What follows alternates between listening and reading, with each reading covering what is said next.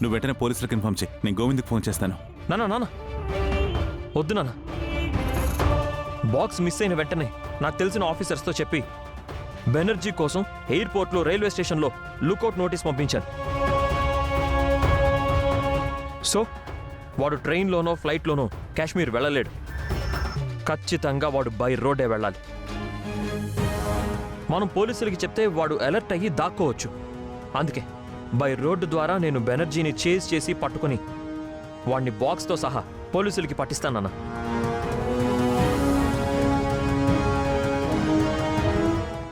కార్లో కాశ్మీర్ దాకా వెళ్తావా? బై రోడ్లో బెనర్జీని ట్రేస్ చేసుకుంటూ వెళ్తాను. వాడెక్కడ దొరికితే అక్కడ పట్టుకుంటాను. నీకెందుకు శ్రమ? పోలీసులకు చెప్తే వాడిని పట్టుకుంటారు కదా. వాడు అసలే తీవ్రవాదులతో సంబంధం ఉన్నవాడు అంటున్నారు. మళ్ళీ నీకేమైనా అయితే నువ్వేమొద్దు. లేదమ్మా, వాడిని వెళ్ళనివ్వు. వాడి ప్రాణాల కంటే దేశభక్తే ముఖ్యం.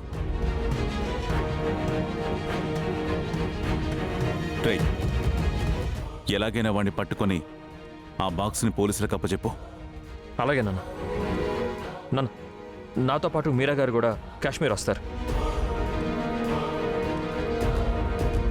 అవును సార్, నేను కూడా గౌతమ్ గారితో పాటు కాశ్మీర్కి వెళ్తాను.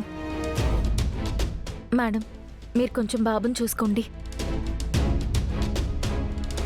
మళ్ళీ నువ్వెందుకు? ఈ తప్పు నా వల్లే జరిగింది. దీన్ని సరిదిద్దుకోవాల్సిన బాధ్యత నాకు కూడా ఉంది. అందుకే నేను గౌతమ్ సార్తో వెళ్ళి బాక్స్ని వెనక్కి తీసుకొస్తాను. అర్జున్ సార్ పైన పడిన నిందని తొలగేలా చేస్తాను. సరేనమ్మా, బాబుని నేను చూసుకుంటాను. జాగ్రత్తమ్మా. చూస్తుంటే ఆ బెనర్జీ వాళ్ళు చాలా డేంజర్గా ఉన్నారు. గౌతమ్ సార్ ఉండగా నాకేమవుతుంది సార్? నాకేం కాదు.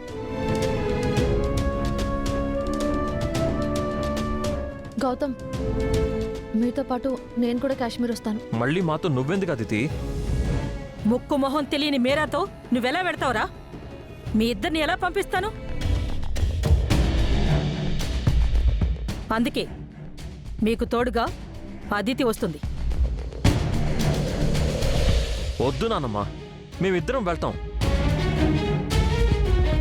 అదితిని కూడా రానివ్వరా? తను నీకు హెల్ప్ అవుతుంది కదా. నానా, మీరైనా చెప్పండి నాన్న. అదితి వద్దు.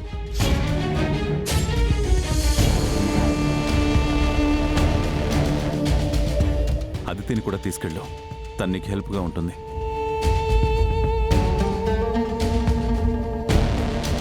సరే నాన్న, కాసేపట్లో మేము బయలుదేరుతాం. మీరా గారు, ప్యాక్ చేసుకోండి.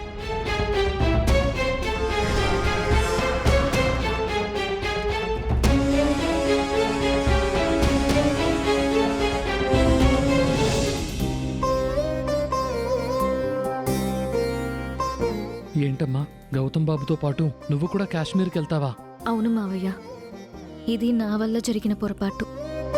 నేనే సరిదిద్దాలి. అంతేకాదు మావయ్య, ఆ బెనర్జీ వాళ్ళు పరమ దుర్మార్గులు. వాడు నా కళ్ళ ముందే పోలీసులని కాల్చి చంపాడు. అలాంటి రాక్షసుడి దగ్గరికి గౌతమ్ గారిని ఒంటరిగా పంపలేను. అందుకే తోడుగా వెళ్ళాలనుకుంటున్నాను. మంచి పని చేస్తున్నావమ్మా.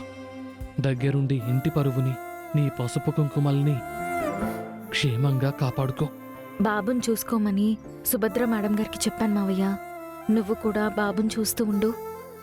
ఆ విషయం నువ్వు మళ్ళీ నాకు చెప్పాలా అమ్మా? అది నా బాధ్యత. నీతో పాటు ఆ అదితి అమ్మ కూడా వస్తా అంటున్నారు కదా, తనతో కొంచెం జాగ్రత్తగా ఉండమ్మా. గౌతమ్ గారే నాకు శ్రీరామ రక్ష మావయ్య. ఆయనుండగా నాకేం కాదు. ఎలాగైనా బెనర్జీని పట్టుకుని బాక్స్ని పోలీసులకి అప్పచెప్తాను. సరేనమ్మా. నువ్వే అహల్యవని ఈ ఇంట్లో ఎప్పుడు చెప్తున్నావమ్మా?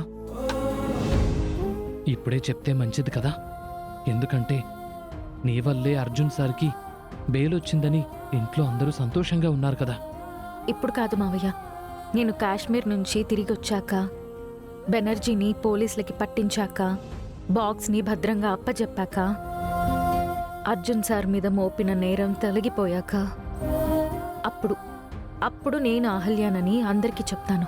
అలాగే తల్లి, త్వరగా నీ సంసారాన్ని చక్కదిద్దుకో.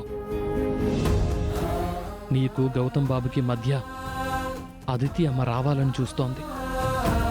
తనకు మాత్రం అవకాశం ఇవ్వకమ్మా. నేను కాశ్మీర్ నుంచి తిరిగొచ్చాక చేయాల్సిన పనుల్లో అది కూడా ఒకటి మావయ్య.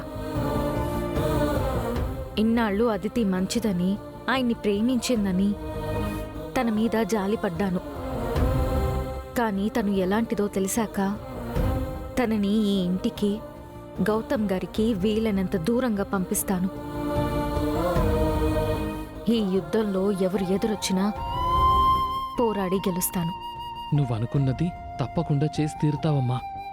నీ మీద నాకా నమ్మకం ఉంది.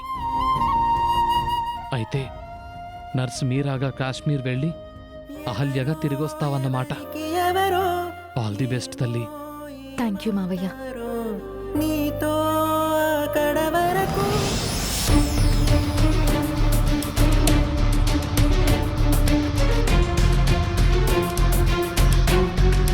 ఏంటి బామ్మగారు పక్కకు రమ్మన్నారు? నీతో ఒక ముఖ్యమైన విషయం చెప్పాలి. గౌతమ్ వాళ్ళతో నిన్నెందుకు వెళ్ళమన్నానంటే, ఇంకెందుకు గౌతమ్తో నువ్వు ఎంజాయ్ చేయడానికి సిస్టర్, అంతే కదా బామ్మగారు? పెళ్లి చేయకుండా ఎంజాయ్ చేయడం ఏంటి బాబు? నేను పాతకాలం దాన్ని. అలాంటి పాపిష్ట పనులు చేయమని చెప్పను. బామ్మగారు ఇప్పుడు ట్రెండ్ అదే కదా బామ్మగారు. ముందు ఎంజాయ్ చేయడం, ఆ తర్వాత పెళ్లి చేసుకోవడం. మీరు కొంచెం సేపు ఆగుతారా? నువ్వు చెప్పు నాన్నమ్మా. చెప్పండి బామ్మగారు, నన్ను ఎందుకు గౌతమ్తో కాశ్మీర్ వెళ్ళమంటున్నారు? నేనేం చెప్పినా ఏం చేసినా అందుకొక కారణం ఉంటుంది. గౌతమ్కి నీకు పెళ్లి జరగాలంటే ఒక్కటే దారి. ఇన్నాళ్ళు ఆ దారికి ఆ అహల్య అడ్డుగా ఉంది. దాన్ని పంపించేశారు. ఇప్పుడు కొత్తగా ఆ నర్సు మీరా తయారైంది. దానడ్డు కూడా తొలగిపోవాలి. అవునదితే, అది రోజు రోజుకి పాతుకుపోతుంది. ఏకులా వచ్చి మేకులా తయారవుతుంది. అవును సిస్టర్, ఇది ఇలాగే కొనసాగితే బామ్మర్ది ఆ మీరాను పెళ్లి చేసుకున్నా ఆశ్చర్యపోవాల్సిన అవసరమే లేదు. ఆ భయం నాకు ఉంది. అసలు అది మీరా కాదు, అహల్య అని నా అనుమానం. అది మీరా అయినా అహల్య అయినా నీకు మాకు అడ్డుగా ఉంది. దానంతు చూడాలి. నువ్వేం చేస్తావో నాకు తెలీదు. ఆ కేరళ నర్సుని కేరళకి పార్సల్ చేస్తావో లేదా కాశ్మీర్ మంచు దెబ్బల్లో కప్పెట్టేస్తావో నీ ఇష్టం. అది మళ్ళీ ప్రాణాలతో ఈ ఇంటికి రాకూడదు.